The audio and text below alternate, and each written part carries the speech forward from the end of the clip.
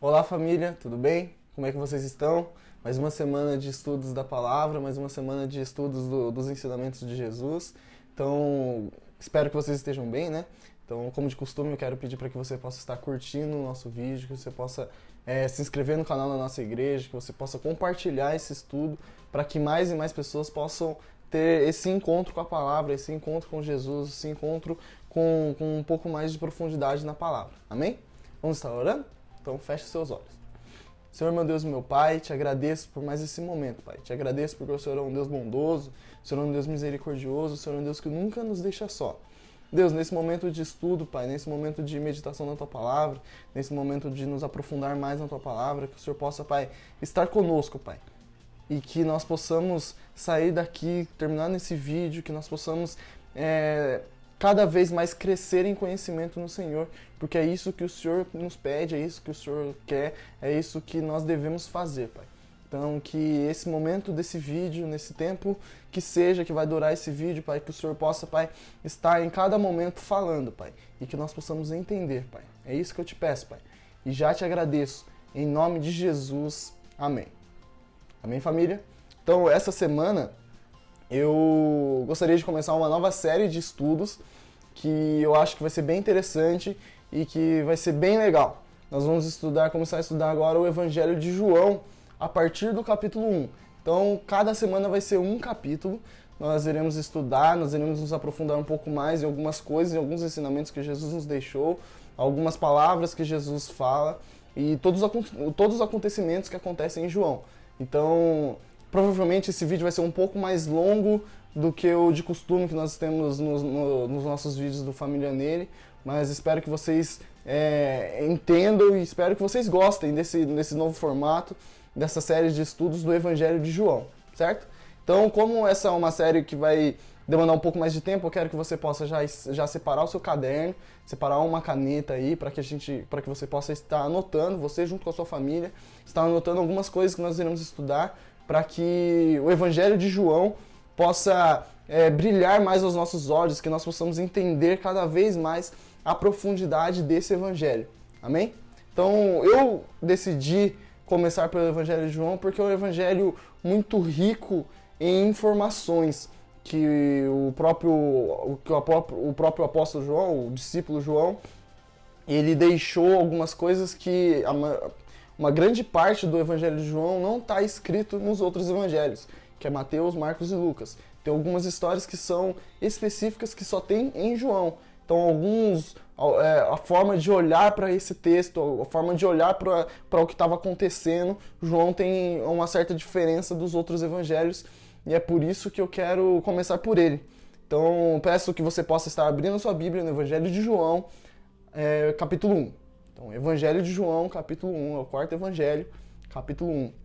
E antes da gente ler, como são 50 versículos, eu não vou ler todos os versículos, mas eu vou ler algumas partes, alguns grupos de versículos, para que a gente possa entender, e aí a gente vai explicando algumas coisas importantes que existem nesse Evangelho de João. Mas antes da gente começar, propriamente dito, lendo o Evangelho de João, eu quero trazer algumas coisas importantes e interessantes que acontecem antes da gente começar a ler o livro de João, que é o quê?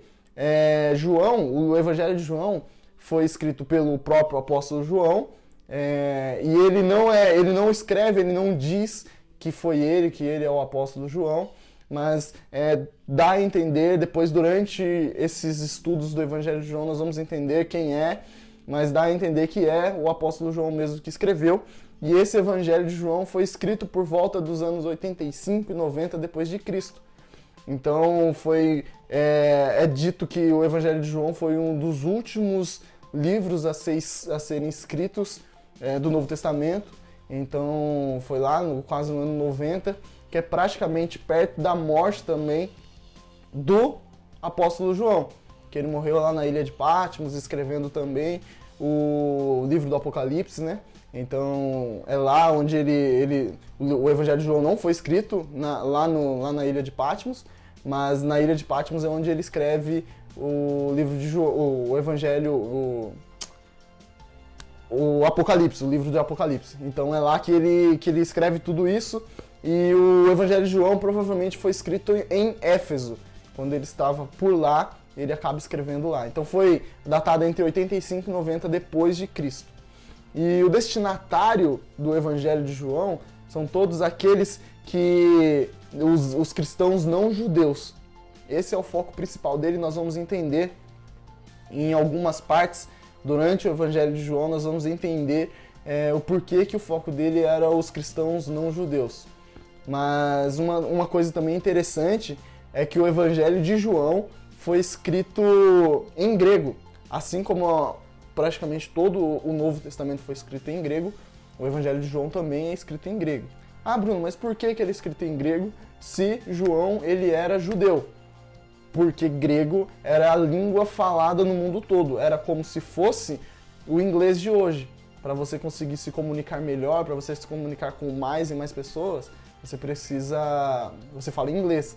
E nessa época, a língua a mais falada era o grego. Então, por isso que ele escreve em grego, por isso que o Novo Testamento é escrito em grego, por isso que Jesus, ele não falava o hebraico. Lá em Israel, eles não costumavam falar em hebraico. Era muito difícil se falar em hebraico. Eles falavam um aramaico, que era uma mistura do hebraico com o grego. Era alguma coisa assim. Então, já era uma língua mais fácil para que todo mundo pudesse falar. E o grego era que o mundo todo falava mesmo, porque tinha a cultura helenística e tudo isso. Então, o Evangelho de João foi escrito em grego. Então, depois de todas essas considerações, nós sabendo disso, vamos ler o capítulo 1, do versículo 1, que diz assim: No princípio era o Verbo, e o Verbo estava com Deus, e o Verbo era Deus. Eu estou lendo na versão NAA, que é a Nova Almeida atualizada, tá? Então, versículo 2. Ele estava no princípio com Deus. Todas as coisas foram feitas por ele, e sem ele, nada do que foi feito se fez. A vida estava nele, e a vida era a luz dos homens. A luz resplandece nas trevas, e as trevas não prevaleceram contra ela. Então aqui do versículo 1 até o versículo 5, João ele começa escrevendo sobre que o princípio era o Verbo estava com Deus, o Verbo era Deus, ele estava no princípio com Deus.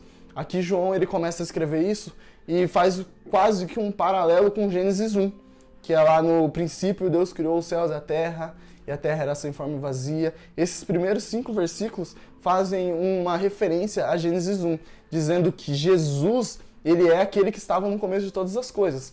No princípio, o Verbo, ele era o Verbo, e o Verbo estava com Deus, ele estava lá no começo de todas as coisas e fazendo isso.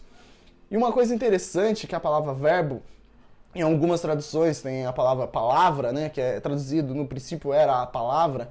Então, essa palavra ou verbo, em grego é logos.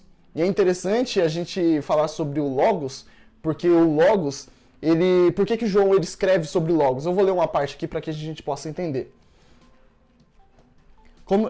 A ligação, como eu já disse, né, a ligação com Gênesis 1 é fundamental. O logos é aquele pelo qual todas as coisas foram feitas, ou seja, Cristo. Mas pode haver uma aplicação secundária do termo, que falaria ao leitor grego mais instruído. Cristo, na sua pessoa, é o Logos, a verdade, o princípio orientador do universo e da alma e de todo ser humano. Não uma simples abstração da racionalidade teórica, mas uma pessoa.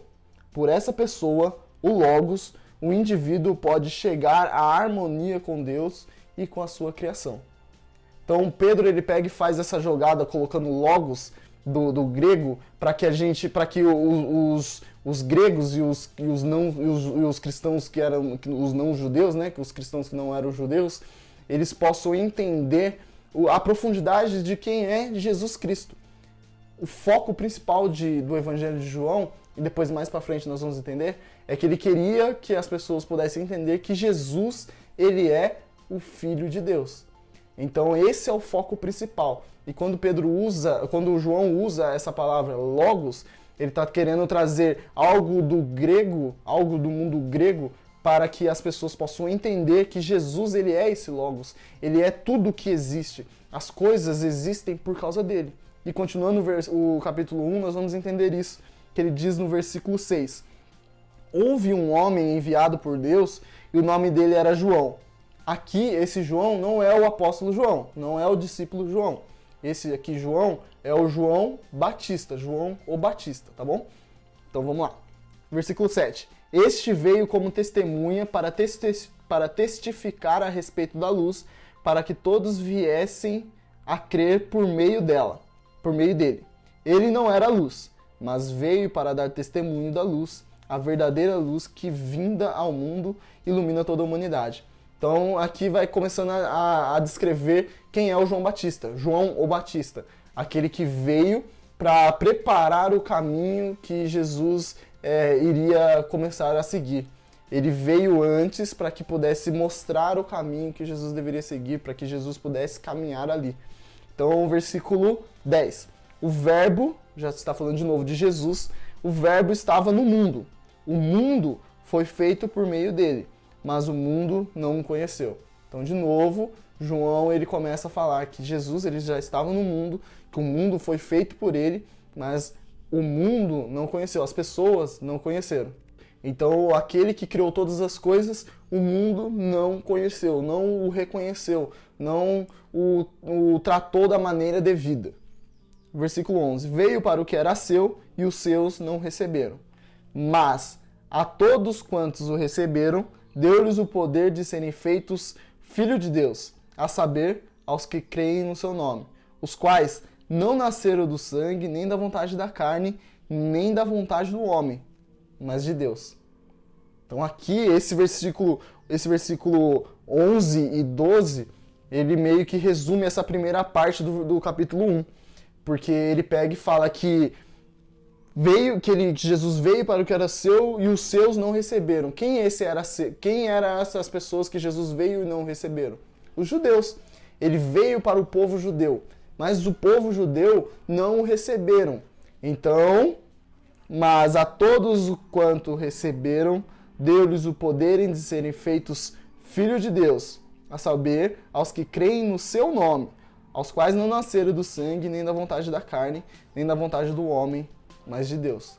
Então aqui João ele pega algo interessante da própria cultura judaica, porque os judeus eles acreditavam que eles eram um povo único, eles eram um povo que era amado por Deus, eles eram um povo que era o povo de Deus e eles se achavam que Deus era só deles e de mais ninguém. Mas aí Deus manda Jesus para a terra, para viver no meio deles, manda para os judeus, e os judeus não recebem como Messias, não recebem como o próprio Filho de Deus. Mas aí Deus ele pega e abre um caminho para que todo aquele que receber, todo aquele que crê, que possa se tornado filho de Deus. E aí ele pega e fala assim, não por meio da não os que nasceram do sangue, nem da vontade da carne. Ele quer falar o quê? Não é dos judeus, não é que se você nasceu aqui em Israel, seu pai é judeu, sua mãe é judia. Não, não é isso. Não nasceu da vontade da carne nem do sangue, mas de Deus. Nós nascemos de Deus. Nós adquirimos essa vontade, esse direito de nos tornarmos filhos de Deus a partir do momento que cremos no nome dele. Versículo 14. E o verbo se fez carne e habitou entre nós. De novo, falando de verbo, falando do Logos, falando de Jesus. E o verbo se fez carne e habitou entre nós, cheio de graça e de verdade. E vimos a sua glória, glória como o do unigênito do Pai. Então, de novo, Pedro ele pega e coloca o Logos aqui para que os gregos, as pessoas que estavam lendo lá, pudessem entender que o Logos é Jesus. E o Logos, ele habitou, ele se fez carne e habitou entre nós. O Logos, ele não tinha forma no grego, era uma força, era algo assim, não tinha uma forma. Mas aí João ele pega e traz esse Logos que vocês falam, esse verbo, a palavra, Jesus Cristo, o Deus, ele se fez carne e habitou entre nós, e cheio de graça e de verdade. E vimos a sua glória, glória como o do unigênito do Pai. Então nós vimos Deus. Quando eles olhavam para Jesus, eles viam o próprio Deus, porque Jesus é a imagem e semelhança de Deus. Jesus é o próprio Deus encarnado. Versículo 15. João dá testemunho a respeito dele e exclama, este é aquele de quem eu dizia, ele vem depois de mim, mas é mais importante do que eu, pois já existia antes de mim. Porque todos nós temos recebido da sua plenitude, e graça sobre graça. Porque a lei foi dada por meio de Moisés. A graça e a verdade vieram por meio de Jesus Cristo. Então aqui ele pega e já faz de novo uma comparação com a lei, uma comparação com o Velho Testamento, com o que estava acontecendo agora. Então ele fala no versículo 17, porque a lei foi dada por meio de Moisés. A graça e a verdade vieram por meio de Jesus Cristo. Então ele pega e faz. No Novo Testamento nós seguimos aquilo que Moisés disse, aquilo que os mandamentos de Moisés, a lei de Moisés. Mas agora, através de Jesus, não só nós seguimos essa lei, mas agora nós temos a graça e a verdade. Nós temos o próprio Deus no nosso meio e é por isso que nós podemos viver essa lei. Agora é por isso que nós podemos viver toda a plenitude da lei. 18, versículo 18. Ninguém jamais viu Deus. O Deus unigênito que está junto do Pai é quem o revelou. Então, aqui é a máxima. Aqui é onde nós temos a revelação de que Jesus, ele é o próprio Deus. O Logos, o Verbo, a Palavra, ele é o próprio Deus. Aquele que estava no começo de todas as coisas, habitou entre nós e agora vive para todo sempre. E porque ele estava aqui, eles viram o Deus unigênito que está junto do Pai é quem o revelou. Então nós olhamos para Jesus e nós vemos o próprio Deus. Que lindo, né? É interessante como o João ele faz essa jogada de palavras, traz o Logos, traz o Verbo, faz uma ligação com o Velho Testamento lá em Gênesis 1 e vem trazendo toda a grandeza e o poderio de Jesus, vem trazendo aquilo que Jesus veio fazer, que é nos colocar dentro dessa graça de Jesus, né? Dessa graça de Deus, colocando todos aqueles que o receberam como filhos de Deus. Então é interessante como o João ele vai fazendo toda essa ligação. Então essa é a primeira parte do Evangelho de João, capítulo 1, do versículo 1 até o versículo 18. É João ele trazendo as informações que eram necessárias para que os cristãos não judeus, que eles pudessem entender que essa força, esse Logos, é o próprio Jesus Cristo e que Jesus ele é o Filho de Deus. Amém? Continuando aqui, o versículo 19, ele começa a falar sobre o testemunho de João Batista. Quem era João Batista? João Batista ele era primo de Jesus. E João Batista, o Batista não é sobrenome dele. É João o Batista. Por que João o Batista? Porque ele batizava as pessoas. Ele começou a batizar as pessoas para o arrependimento. Então essa era a pregação de João Batista. Ele pregava, as pessoas se arrependiam e eles eram batizados. E é interessante que o batismo era muito comum no Velho Testamento. Era muito comum para que não foi algo que começou no Novo Testamento com João Batista fazendo isso.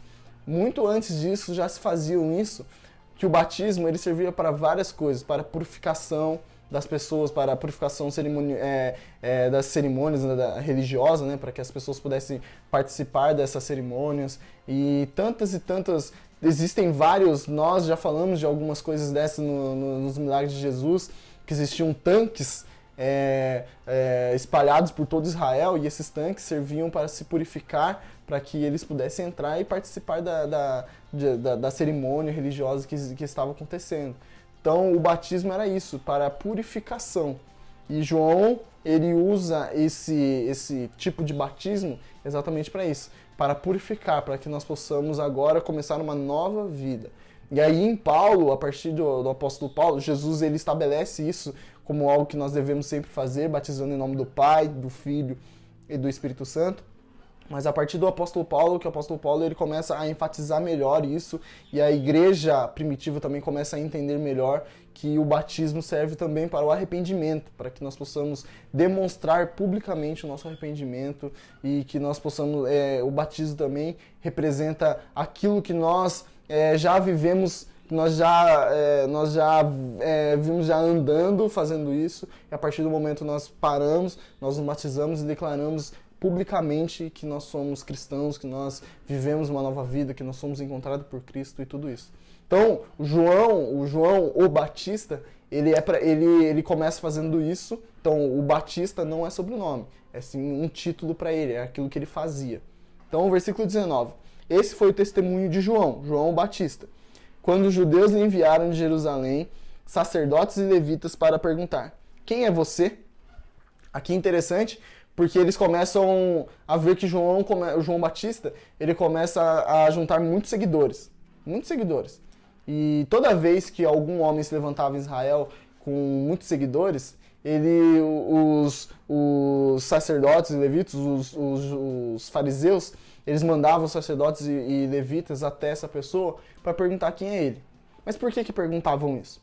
Porque os judeus, eles viviam na expectativa do Messias, da chegada do Messias. Então, toda vez que se levantava alguém que começava a juntar muitas pessoas, muitos seguidores, eles mandavam com que pudesse perguntar: quem que é você? Você é o Messias? Você é aquele que a gente está esperando? Então, por isso que eles mandaram essas pessoas atrás de João Batista, para saber quem era ele. Versículo 20. Ele confessou e não negou. Confessou: eu não sou o Cristo. Eu não sou quem vocês estão procurando. Então, diante disso, lhe perguntaram: quem é você então? Você é Elias? Ele disse: não sou. Então perguntaram: você é o profeta? Ele respondeu: não sou. Então aqui é interessante também nós pararmos um pouco e entendermos o que é Cristo, o que é Messias, quem é esse profeta, o que eles estão falando de Elias, por que está acontecendo tudo isso, o que está acontecendo aqui. Então toda vez que nós falamos de Jesus Cristo, de novo, Cristo não é sobrenome de Jesus. Cristo é um título. Então é Jesus o Cristo. E o que significa Cristo? Cristo significa ungido.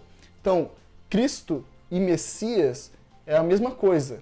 Então, Jesus o Cristo, Jesus o Messias são títulos. E Messias também significa ungido. Então é o ungido. Então, Jesus o ungido. Então, quando ele pega e fala assim: eu não sou o Cristo, quer dizer, eu não sou ungido, eu não sou essa pessoa que você está procurando. O ungido do Senhor, eu não sou essa pessoa. Daí eles perguntam: quem é você então? Elias? Por que eles falam de Elias aqui? Porque eles sabiam que Elias não tinha morrido. Lembra da história de Elias? Que Deus mandou uma carruagem de fogo buscá-lo e levá-lo para o céu, e Elias não morreu. Elias foi levado vivo daqui da terra e foi para o céu. Então, o que eles esperavam? Eles esperavam que Elias poderia voltar. Elias poderia ser algum tipo de Messias dele. Então, por isso que eles perguntam: você é o Elias? Você é o grande profeta Elias? Então, ele pega e fala assim: não, também não sou. Daí eles perguntam: você é o profeta? Quem é esse profeta que eles estão falando? De quem é esse profeta? Esse profeta é um homem que Moisés disse lá no começo, lá quando eles estavam no deserto. Moisés ele pega e fala assim: ó, se levantará um homem semelhante a mim, e um profeta semelhante a mim, e vocês devem segui-lo. Foi isso que Moisés disse. Então, a partir do momento que Moisés disse isso, eles começaram nessa procura por esse profeta. Quem é esse homem que Moisés disse que seria igual a ele, que faria as coisas que ele fez? Você é esse profeta que Moisés disse? Então João Batista fala: também não sou esse profeta. Aí versículo 22. Disseram então: diga quem é você, para podermos dar uma resposta àqueles que nos enviaram. O que é que você diz a respeito de si mesmo? Então ele respondeu: eu sou a voz do que clama no deserto. Endireitem o caminho do Senhor, como disse o profeta Isaías. Ora, os que haviam sido enviados eram do grupo dos fariseus, e perguntaram a João: então por que você batiza se não é o Cristo, nem Elias e nem o profeta? Então, João, ele nega tudo aquilo: eu não sou nada disso que vocês estão pensando, eu sou só uma voz que clama no deserto. Ele cita Isaías, uma das coisas que Isaías disse, que está escrito no livro de Isaías, lá no Velho Testamento. Então ele cita Isaías e fala assim: não, eu sou só uma voz que clama no deserto, endireitem o seu caminho no Senhor. Então ele fala: então por que você está batizando então? Se você não é o Cristo, se você não é o ungido que nós estamos esperando, se você não é Elias, se você não é o grande profeta que existiu, E se você nem é o profeta que Moisés disse, que você não é o homem que Moisés disse, então por que você está batizando? Por que você está juntando tanta gente assim? E aí João responde: eu batizo com água, mas no meio de vocês está alguém que vocês não conhecem. Ele vem depois de mim, mas não sou digno de desamarrar as correias das suas sandálias. É interessante João dizer isso, que ele não é digno nem de desamarrar as correias de suas sandálias, porque isso era um costume judaico. Aquele que desamarrava as sandálias era algo que só os servos faziam isso. Era algo era algo que só os servos faziam. Então, toda vez que quando ele pega e fala assim, eu não sou digno nem de desamarrar as suas sandálias, quer dizer o que ele se coloca tão abaixo de Cristo que nem para desamarrar, nem para um serviço de um servo, de um simples escravo, ele servia para isso. De tão grandioso era o próprio Jesus. Então, versículo 28. Essas coisas aconteceram em Betânia, do outro lado do Jordão, onde João estava batizando. Então, esse é o testemunho de João. A segunda parte do Evangelho de João é essa. Esse testemunho de João Batista falando do próprio Jesus. Versículo 29. No dia seguinte, vendo que Jesus vinha em sua direção, João disse: eis o Cordeiro de Deus que tira o pecado do mundo. Esse versículo, para mim, é um dos melhores versículos que tem, é um dos versículos, para mim, mais bonitos, uma das declarações mais lindas que alguém poderia fazer sobre o próprio Jesus. Eis o Cordeiro de Deus que tira o pecado do mundo. É exatamente isso que Jesus é. E é interessante João Batista usar essa frase, Cordeiro de Deus e pecado, porque quando ele fala isso para os judeus entendiam exatamente aquilo que ele estava dizendo. Por quê? Por que ele fala de cordeiro? Porque os cordeiros eram usados para quê? Para sacrifícios, para perdão de pecados, não é? Então era isso que eles tinham na mente dos judeus, já estava isso, que o cordeiro simbolizava o sacrifício pelo pecado dele. Então a hora que João pega e fala que Jesus, ele é o Cordeiro de Deus, o Cordeiro santo, imaculado, sem manchas, perfeito, sem defeito algum, ele é o Cordeiro de Deus que tira o pecado do mundo. Ele não só cobre o nosso pecado, ele não só esconde o nosso pecado da visão do nosso Deus. Não, ele tira o pecado do mundo. Ele é o Cordeiro de Deus sem defeito que tira o pecado do mundo. Olha a grandiosidade do nosso Jesus. Versículo 30. Este é aquele a respeito de quem eu falava, quando disse: depois de mim vem um homem que é mais importante do que eu, porque já existia antes de mim. Então ele já pega, ele olha Jesus e fala assim: esse daí é aquele cara que eu estou falando desde tanto tempo eu estou pregando, tanto tempo eu estou falando que vai chegar, que é para vocês se endireitarem, que é para vocês se converterem dos seus maus caminhos, que ele viria. É esse daí, é esse cara, é esse homem. 31. Eu mesmo não o conhecia, mas vim batizando com água, a fim de que ele fosse manifesto a Israel. E João testemunhou dizendo: viu o Espírito Santo do céu, viu o Espírito descer do céu como pomba e pousar sobre ele. Eu não o conhecia. Aquele, porém, que me enviou a batizar com água, me disse: aquele sobre quem você vir descer e pousar no Espírito, esse é o que batiza com o Espírito Santo. Pois eu mesmo vi e dou testemunho de que ele é o Filho de Deus. Então, na hora que acontece o batismo de Jesus, vem uma pomba dos céus, e aí vem uma voz que diz que ele é o Filho amado em quem me comprazo. Nos evangelhos de Mateus e Lucas diz isso, né? Que esse é o meu Filho amado. Então Deus fazendo isso, uma pomba do céu descendo e mostrando toda a grandeza de Jesus, que ele é o ungido, o separado, o Cristo, o Messias, aquele que foi enviado pelo próprio Deus como Cordeiro para tirar o pecado do mundo. Entende isso? A grandiosidade disso? Versículo 35. E aí começa agora, a partir dessa parte, começa agora Jesus, ele começa a andar por Israel, porque aí começa o ministério de Jesus, quando ele se batiza, quando o João Batista batiza Jesus, e aí ele começa o seu ministério. Então aí começa as pessoas começarem a seguir a Jesus. 35. No dia seguinte, João estava outra vez na companhia de 2 dos seus discípulos. E vendo Jesus passar, disse: Eis o Cordeiro de Deus. Os 2 discípulos, ouvindo-o dizer isso, seguiram Jesus. E Jesus, voltando-se e vendo que o seguiam, disse-lhe: O que vocês estão procurando?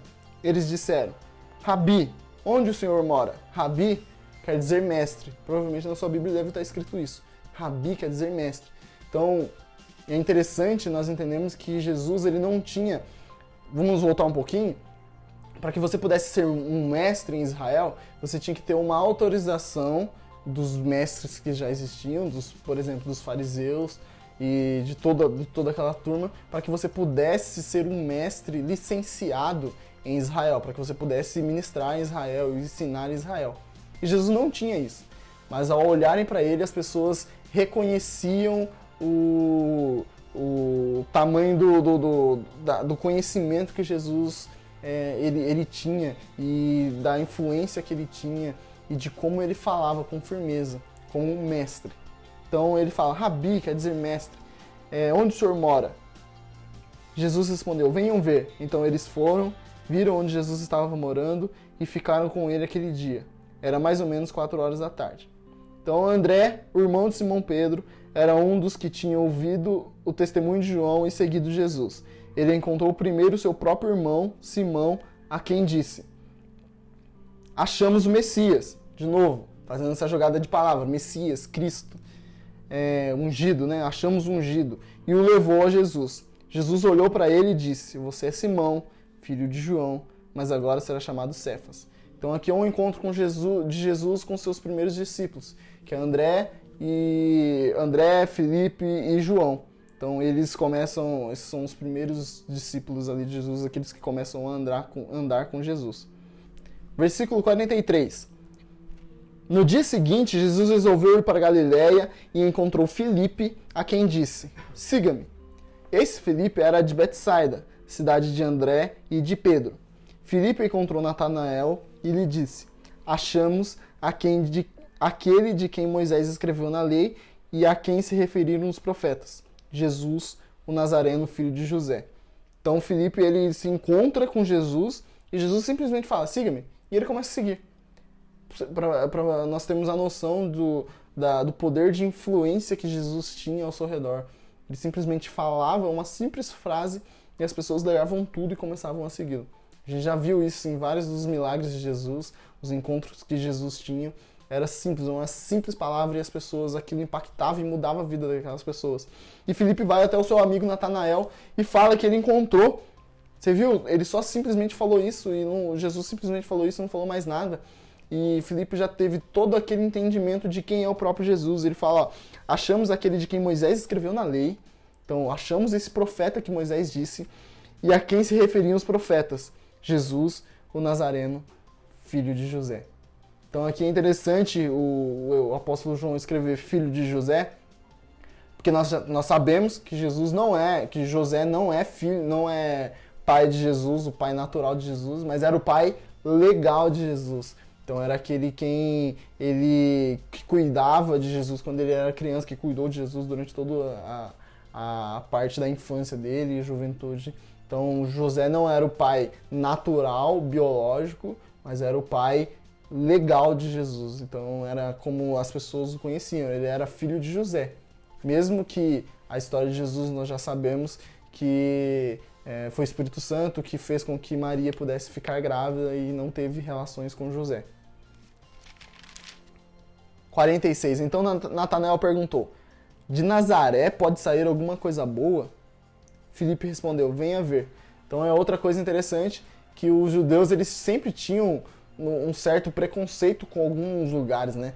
Tinham preconceito com o povo de Samaria, tinham preconceito com Nazaré. Por que eles tinham preconceito com Nazaré? Porque Nazaré era um território pobre, era um território pequeno, era uma cidade pequena, onde só existiam pessoas pobres ali, né? A maioria das pessoas eram pobres ali. Então aí Natanael ele pega e fala assim: pode sair alguma coisa boa de Nazaré? Tipo, o que sai de bom? O que tem de bom lá de Nazaré? E aí Felipe fala assim: ó, venha ver então. 47. Jesus viu Natanael se aproximar e disse a respeito dele: Eis um verdadeiro israelita em quem não existe fingimento algum. Natanael perguntou a Jesus: de onde o Senhor me conhece? Jesus respondeu: antes de Filipe chamá-lo, eu já tinha visto você debaixo da figueira. Por que Jesus diz isso? Por que Jesus ele pega e olha para Natanael e fala que ele é um verdadeiro israelita em que não existe fingimento algum? Ou, na NVI, diz assim: aí está um verdadeiro israelita em quem não há falsidade. Então, por que Jesus ele faz essa declaração tão grande, tão forte, sobre uma pessoa que ele nunca tinha conversado? E aí depois ele pega e fala assim, antes de chamá-lo, antes de Filipe chamá-lo, eu já tinha visto você debaixo da figueira. Então, essas duas coisas são interessantes porque a figueira era um lugar que era bastante comum das pessoas que queriam ler a Torá, ler as leis, ler os profetas. Eles iam, se sentavam debaixo de uma figueira quando estava sol, calor, era onde tinha sombra. Então era muito comum você ver naquela época as pessoas sentadas debaixo de uma figueira estudando a Torá, estudando a lei. Então a hora que ele pega Jesus, ele fala assim que esse daí é um verdadeiro israelita em quem não há falsidade, porque Filipe ele se detinha constantemente, sempre, todos os dias, lendo e estudando a Torá, lendo e estudando os mandamentos, os profetas e tudo aquilo que tinha. Então, Natanael era um profundo conhecedor da Torá, porque ele tinha esse costume, porque Jesus disse, antes de Filipe ir lá te chamar, eu já tinha te visto sentado debaixo da figueira. Então, eu já sabia que você era essa pessoa que buscava conhecer mais e mais do Deus que você serve. Olha que interessante. 49 diz assim, então Natanael exclamou, mestre, o Senhor é o Filho de Deus, o Senhor é o Rei de Israel. Ao que Jesus lhe respondeu, você crê porque eu disse que tinha visto você debaixo da figueira? Pois você verá coisas maiores do que esta. E acrescentou, em verdade lhes digo que vocês verão o céu aberto e os anjos de Deus subindo e descendo sobre o Filho do Homem. Então aqui é uma revelação, termina o capítulo 1 com uma revelação de Jesus dizendo que o tamanho do poderio e o tamanho das coisas que Jesus iria fazer muito maiores do que simplesmente aquilo que Jesus tinha acabado de dizer que viu Natanael debaixo de uma figueira. Então isso é interessante nós entendermos que Jesus está bem à frente do seu tempo. E ele queria com que os seus discípulos pudessem entender o tamanho do ministério de Jesus ali na Terra. Amém?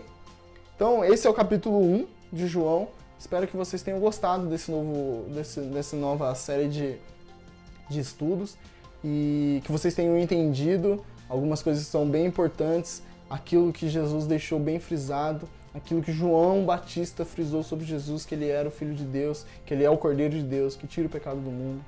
Então, tudo isso é bem importante para que nós possamos cada vez estar mais enraizados na palavra. Amém? Então, que Deus te abençoe em nome de Jesus.